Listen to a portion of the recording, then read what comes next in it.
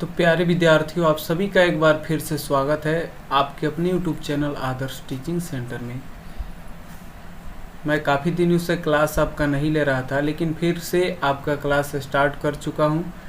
फिर से वहीं से आपका उसी सीरीज में क्लास जो है सारे के सारे जो है चलेगा। तो आज की क्लास में हम लोग क्लास 10th का मैथ का जो ट्रिगोनोमेट्री 8 चैप्टर है उसी पे चर्चा करने वाले हैं। एकदम बेसिक से और उसके कंसेप्ट फार्मूला के बारे में जानेंगे, फिर उसके बाद इससे बनने वाले क्वेश्चन भी करेंगे। तो चलिए वीडियो को शुरू करते हैं। देखेंगे कि ट्रिगोनोमेट्री यहाँ पे 3 वर्ड से मिलकर के बना हुआ है। पहला ट्राई, उसके बाद आपको यहाँ से गोनो वर्ड्स दिखेगा जो कि गॉन वर्ड से बना हुआ है, और मेट्री जो बना हुआ है मेट्रोन से बना है। ठीक है, तो ट्राई का मतलब होता है 3 यानी 3, और गोनो का मतलब होता है साइड, भुजा। ठीक है, साइड यानी भुजा। मेट्रोन का मतलब होता है मेजरमेंट या मेजर। ओके, जिसका मतलब हिंदी में देखा जाए तो मापन होता है। गौर करेंगे इसके हिंदी पे कि 3 भुजा मापन, मतलब ट्रिगोनोमेट्री किससे संबंधित है? तो 3 भुजाओं के मापन से। तो 3 भुजा किस में पाया जाता है? तो त्रिभुज में पाया जाता है। और आपको पता है त्रिभुज जो है अनेक प्रकार के होते हैं। ठीक है, तो अब इसमें हम आगे चर्चा करेंगे कि कौन से त्रिभुज के बारे में हम इसमें अध्ययन करेंगे। ठीक है, तो चलिए, अगर हिंदी से देखा जाए, हिंदी में अगर लिखा जाए इसको त्रिकोणमिति, त्रिकोणमिति। ठीक है, अब इसका अलग अलग पार्ट्स करते हैं। तो त्रि का मतलब क्या हो जाएगा? 3, और यहाँ से कोण, 3 कोण, और मिति का मतलब क्या होगा? मापन। ये देखिए, अगर हिंदी से भी हम देखते हैं तो इसका मतलब क्या है? 3 कोणों का मापन। ठीक है, आप यहाँ गौर करेंगे कि ट्रिगोनोमेट्री में यानी साइड और कोण, कितने साइड और कितने कोण? तो 3 साइड और 3 कोण के बारे में चर्चा करना है। तो पूरी तरह से हम ये समझ चुके हैं कि इसमें जो हम लोग चर्चा करेंगे एक त्रिभुज के ऊपर करेंगे। और कौन से त्रिभुज के ऊपर चर्चा करेंगे? तो समकोण त्रिभुज के ऊपर चर्चा करेंगे। ठीक है, ये जो है ट्रिगोनोमेट्री पूरा का पूरा आधारित है किस पे? तो समकोण त्रिभुज पर आधारित है। ठीक है, समकोण त्रिभुज आप लोग जानते हैं जिसमें एक कोण क्या हो? 90 डिग्री का हो। एक कोण क्या होना चाहिए? 90 डिग्री का होना चाहिए। ठीक है, ये क्या है? 90 डिग्री। ओके, चलिए इसका नाम दे सकते हैं ABC।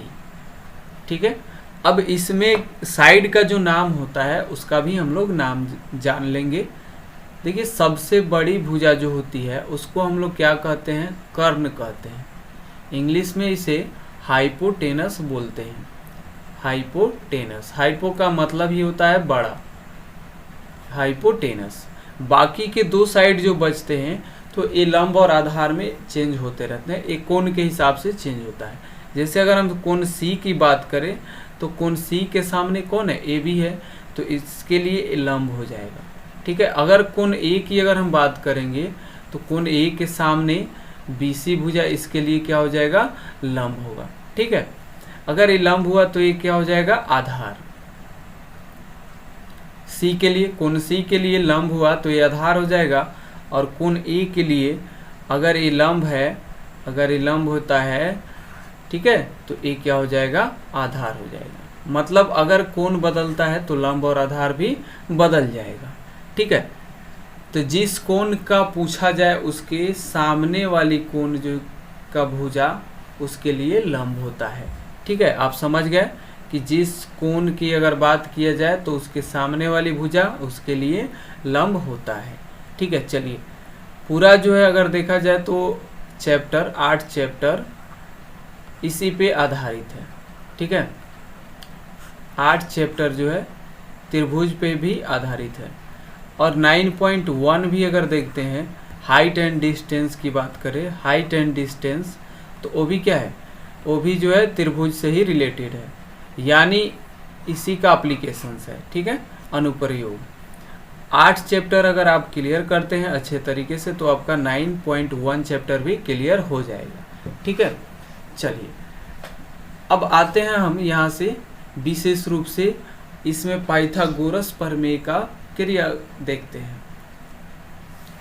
राइट एंगल ट्रायंगल है तो इसमें क्या होगा, जाहिर सी बात है कि एक कोण जो है 90 डिग्री होगा, ठीक है।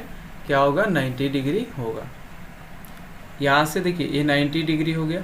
चलिए इस त्रिभुज का कुछ नाम देंगे हम, ए बी सी, ठीक है।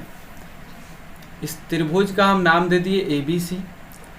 अब आप समझ चुके हैं कि इसमें कौन सा हाइपोटेनस है, कौन जो है परपेंडिकुलर होगा और कौन बेस होगा। चलिए एक शॉर्ट रूप इसका हम देते हैं, जैसे हाइपोटेनस है तो हम एच से मान लेते हैं, ठीक है। और कोण सी की बात करेंगे, यहाँ पे कोण सी लेंगे हम लोग तो इसके सामने वाली भुजा ये पी हो जाएगा और ये बी हो जाएगा, ठीक है। अलग चाहे तो आप इस कोण सी का मान थीटा ले सकते हैं, ठीक है। थीटा बीटा अल्फा कुछ भी ले सकते हैं आप, ए बी सी डी कुछ भी ले सकते हैं, ठीक है।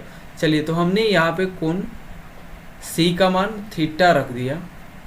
अब आपको पहले हम समझाएंगे कि पाइथागोरस प्रमेय क्या होता है, ठीक है। तो पाइथागोरस प्रमेय का सिद्धांत होता है, आप गौर करेंगे कि पाइथागोरस प्रमेय का सिद्धांत होता है कि किसी समकोण त्रिभुज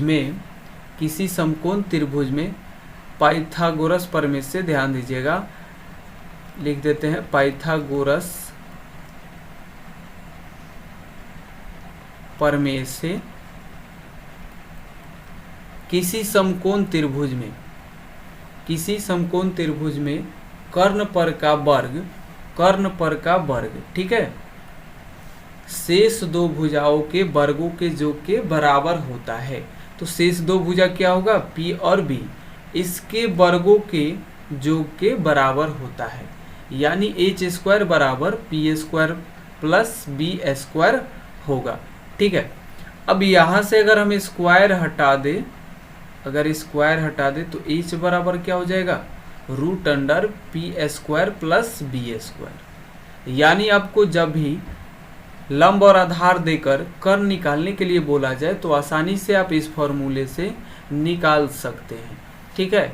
इस फॉर्मूले से आप निकाल सकते हो, बिल्कुल, ठीक है। इस फॉर्मूले के आपको याद रखना है। अब इसके तरह से HBP निकालना हो तो आप कैसे निकालोगे, उसको भी हम सिखा देते हैं। ये देखिए, अगर मान लीजिए कि आपको बोल दिया जाए H और P दिया हुआ है B निकालिए, या H और B दिया हुआ है P निकालिए, तब कैसे निकालोगे। यहाँ से देखेंगे सीधा P बराबर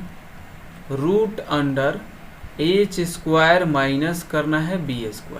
अब इसका रीजन भी हम बताते हैं क्यों होता है ऐसा, ठीक है। इसका रीजन ये है कि H जो होता है यानी कर्ण सबसे बड़ी भुजा होती है। कर्ण क्या होता है, सबसे बड़ी भुजा होती है। कर्ण सबसे बड़ी भुजा होती है, ठीक है। इसीलिए आपको बड़ी भुजा के वर्ग में से ही सबको घटाना है, तो P निकालना है। ये देखिए p² बराबर, यहाँ से अगर हम b² को इधर भेजेंगे तो h² माइनस b² हो जाएगा। स्क्वायर हटाएंगे तो क्या होगा, इधर रूट आ जाएगा। तो P बराबर √h² माइनस b²। अगर